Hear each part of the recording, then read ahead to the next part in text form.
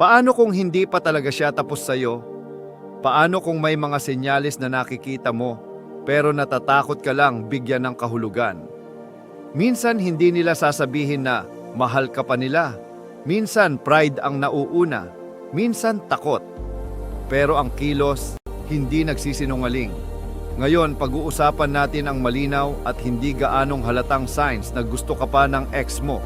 At ang mas mahalaga, kung ano ang dapat mong gawin para hindi ka masaktan ulit.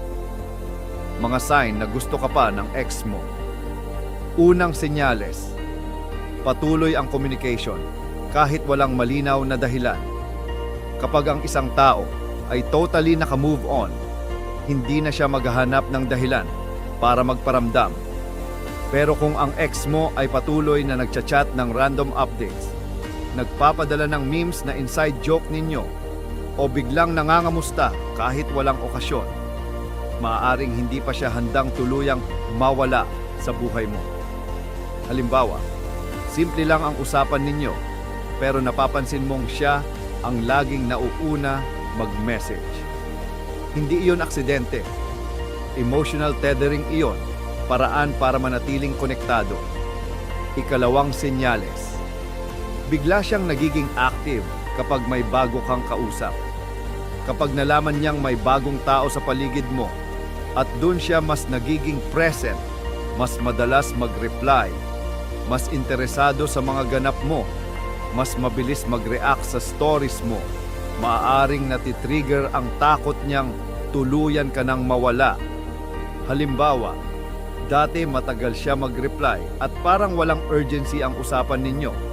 Pero nang may nag-like o nag-comment na ibang lalaki o babae sa post mo, bigla siyang nag-chat, nagtanong kung sino yon, o naging extra sweet at attentive.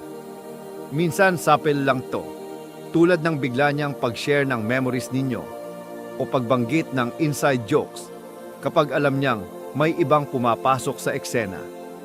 Ang jealousy ay isang malakas na emotional indicator. Kadalasan, lumalabas lang ito kapag may natitira pang attachment. Dahil kung wala ka na talagang halaga sa kanya, hindi siya maaapektuhan kung may ibang pumapalit sa pwesto na dati ay kanya. Ikatlong senyales. Madalas niyang binabanggit ang mga alaala ninyo. Kung paulit-ulit niyang ibinabalik ang memories ninyo, mga biyahe, mga tawanan, mga inside jokes, o kahit simpleng lugar na minsan ninyong pinuntahan, maaaring hindi pa niya iyon tuluyang napapalaya. Mapapansin mo minsan na kahit hindi naman konektado sa usapan, bigla niyang isisingit ang naalala mo nung grabe tayo dati, no? Ang nostalgia ay kadalasang lumalabas kapag may longing, kapag may parte ng puso na bumabalik sa panahong masaya at buo pa ang lahat. Minsan, ginagamit ito bilang safe way para magparamdam. Dahil mas madali pag-usapan ang nakaraan kaysa umamin sa nararamdaman sa kasalukuyan. Kung tapos na talaga ang emosyon, hindi na kailangang balikan ang nakaraan ng may bigat, lambing o kakaibang softness sa tono. Ang taong tunay na naka-move on, kaya nang alalahanin ang memories ng neutral.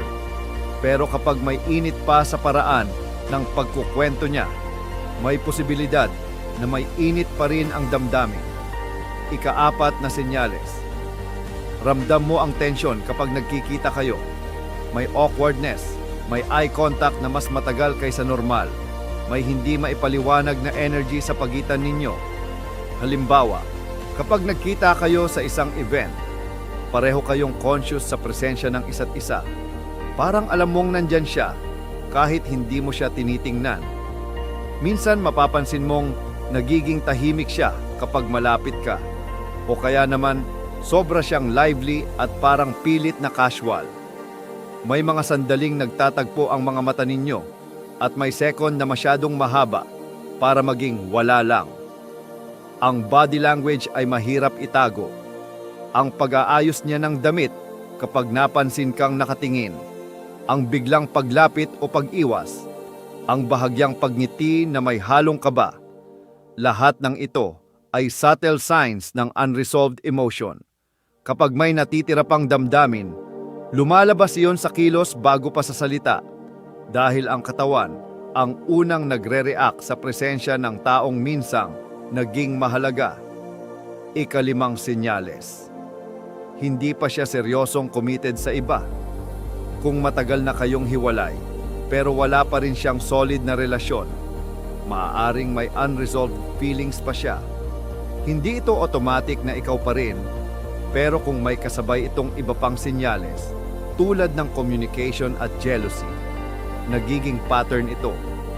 Minsan, hindi sila pumapasok sa bago dahil may bahagi pa sa kanilang umaasang may chance pa kayo. Ikapitong senyales. Emotional pa rin siya kapag napag-uusapan ang breakup. Kapag napunta sa seryosong usapan tungkol sa nakaraan at napapansin mong nagiging defensive siya, tahimik, o may lungkot sa tono niya, ibig sabihin, hindi pa neutral ang topic na yon para sa kanya. Maaaring umiwas siya sa detalye, magbiro para ilihis ang usapan, o kaya naman biglang maging seryoso at mabigat ang aura.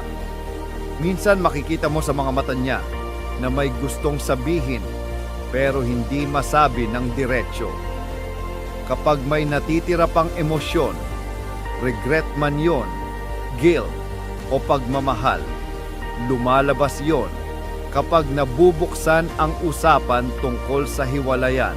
Ang taong tunay na nakamove on, kaya nang pag-usapan ang nakaraan ng kalmado at objective, parang kwento na lang ng isang chapter na tapos na. Pero kapag may emotional charge pa, may bigat pa sa bawat salita, malinaw na hindi pa yon simpleng memorya lang para sa kanya, kundi isang bagay na may laman pa hanggang ngayon. Ikawalong senyales. Hindi kanya kayang i-cut off ng tuluyan. Kahit may pagkakataon na pwede na kayong maging total strangers, pwede ka na niyang i-unfollow, i-block, o tuluyang iwasan, nandyan pa rin siya kapag may problema ka. Halimbawa, kapag may emergency ka, may pinagdadaanan ka, o may mabigat kang post online, siya ang isa sa mga unang nagre-reach out para magtanong kung okay ka lang. Kahit hindi na kayo obligado sa isa't isa, may instinct pa rin siyang alamin kung ayos ka. Minsan sasabihin niya na, nandito lang ako kung kailangan mo. At hindi iyon basta salita lang dahil pinapatunayan niya sa actions. Ang totoo, madali lang umiwas kapag wala ka ng pakialam. Mas mahirap manatiling present kung wala ka ng nararamdaman. Ibig sabihin, may emotional access ka pa sa kanya. At hindi lahat ay handang ibigay iyon kung talagang tapos na ang damdamin. Kapag may concern pa, may connection pa, kahit hindi na ito lantaran, ikasiyam na senyales, indirect siyang umaamin. Mga linyang tulad ng, sayang tayo, wala nang katulad mo. Minsan naiisip ko pa rin yung dati, o iba pa rin talaga tayo noon, ay hindi direktang pag-amin, pero malinaw na may laman at bigat. Hindi man niya sabihin ng tahasan na mahal ka pa niya o gusto ka pa niyang balikan, ipinapadaan niya ito sa pahapyaw na salita, biro na may halong katotohanan o mga mensaheng may double meaning. Minsan, sasabihin niya ito sa gitna ng casual na usapan para hindi masyadong halata, pero mapapansin mong may emosyon sa tono o may pause bago niya sabihin. Ang taong wala nang nararamdaman ay hindi na kailangang magbitaw ng ganitong mga linya dahil para sa kanila, tapos na ang usapan at wala nang kailangang balikan. Kapag may indirect na pag-amin, kadalasan iyon ay takot lang maging vulnerable, pero hindi takot ang nararamdaman, kundi ang posibilidad na masaktan muli. Ikasampung senyales. Bigla siyang nagpapakita ng effort sa mga bagay na gusto mo. Halimbawa, dati hindi siya supportive sa mga hobbies, goals, o interests mo. Parang walang pakialam kung anong nangyayari sa buhay mo. Pero ngayon, bigla siyang nagiging interesado at involved sa mga bagay na mahalaga sa iyo. Maaaring magtanong siya tungkol sa progress mo, makinig sa mga kwento mo tungkol sa passion mo, o kahit magbigay ng payo at encouragement na dati wala. Minsan nag-i-initiate pa siya ng activities na alam niyang makakatuwa sa iyo, tulad ng pagsama sa event na mahalaga sa iyo o pag-share ng resources na makakatulong sa goals mo. Ang ganitong effort ay hindi lang simpleng casual concern. Madalas ito ay paraan upang ipakita na kaya niyang maging mas conscious at aligned na partner kung sakaling bumalik ang relasyon. Minsan, ginagawa niya ito sa natural na paraan para sa sarili niyang growth. Pero kadalasan, may subconscious na mensahe ito.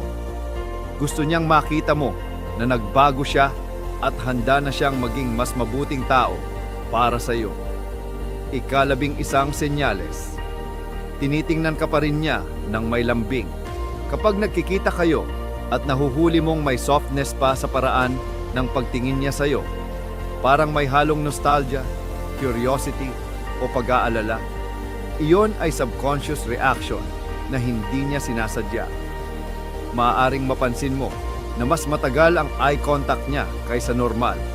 May maliit na ngiti sa gilid ng labi o may halong kaba sa paraan ng pagtitig niya. Ang mata kadalasan ang huling nagsisinungaling kapag may emosyon pa. Kahit anong pilit na indifference ang ipinapakita, lumalabas pa rin ang tunay na nararamdaman sa simpleng pagtingin. Ang ganitong klase ng mga subtle signals ay mahirap ipaliwanag sa salita, pero ramdam mo sa energy na nasa pagitan ninyo. Ipinapakita nito na may bahagi pa siya sa puso niya para sa iyo. At kahit hindi niya sinasabi ng diretso, may connection pa rin na hindi niya kayang i-cut completely. Ika-12 senyales. Hindi niya kayang maging cold ng matagal. Maaaring magpanggap siyang detached o indifferent sa unang tingin. Pinapakita na parang wala na siyang pakialam. Pero kapag nagkaroon kayo ng confrontation, seryosong usapan, o kahit simpleng emotional moment, bumabalik ang concern niya. Halimbawa, kapag nagbahagi ka ng problema, agad siyang nagtanong kung okay ka o biglang nagpakita ng interes sa nararamdaman mo. Kapag may malapit na pangyayari sa buhay mo, hindi niya kayang huwag pansinin kahit pilit niyang itago ang sarili niya. Ibig sabihin, hindi pa fully closed ang chapter sa kanya. May natitira pang attachment at concern na lumalabas sa paraan ng kilos, tono, o simpleng pagkakaroon ng attention sa iyo. Ang mga taong naka-move on talaga, kaya nilang maging consistent sa detachment at hindi na bumabalik sa mga ganitong emotional patterns. Kaya ang mga ganitong signs ay malinaw na indikasyon na may nararamdaman pa siya kahit hindi niya sinasabi ng diretsyo. Ano ang dapat mong gawin? Una, huwag agad umasa. Mag-observe muna. Huwag mong bigyan agad ng romantic meaning ang bawat paramdam. Tingnan mo ang consistency sa loob ng panahon. Ang totoong may gusto pa, hindi lang panandalian ng effort. Ikalawa, tanungin mo ang sarili mo kung mahal mo pa ba siya o namimiss mo lang ang comfort. Minsan, hindi tao ang namimiss natin, kundi ang pakiramdam ng may kasama. Ihiwalay mo ang emosyon sa nostalgia. Ikatlo, i-evaluate kung nagbago ang dahilan ng hiwalayan. Kung pareho pa rin ang ugali, pareho pa rin ang problema, babalik lang kayo sa parehong ending. Growth ang sukatan, hindi kilig. Ika-4, mag-set ng malinaw na boundaries. Kung mixed signals ang binibigay niya, huwag kang maging emotional safety net habang hindi siya sigurado. Karapatan mong malinawan. Ika-5, piliin mo ang kapayapaan kaysa possibility. Hindi sapat na mahal ka pa niya. Ang mas mahalaga ay kaya ka na ba niyang mahalin ng tama at kaya mo pa ba siyang piliin nang hindi sinasakripisyo ang sarili mo. Minsan gusto nating marinig na mahal pa tayo ng ex natin dahil nakaka-validate yon ng worth natin. Pero tandaan mo, hindi sapat na mahal ka pa niya. Ang tanong ay, nagbago ba siya? Nagbago ka ba? At handa ba kayong pareho sa mas mature na relasyon? Dahil minsan, ang tunay na growth ay hindi yung bumalik siya, kundi yung kaya mo nang piliin ang sarili mo kahit may chance pa kayo. At kapag kaya mo na siyang makita nang wala ng kaba, wala ng pag-asa at wala ng takot, doon mo malalaman na hindi mo na kailangan ng sign. Ikaw na mismo ang naging desisyon.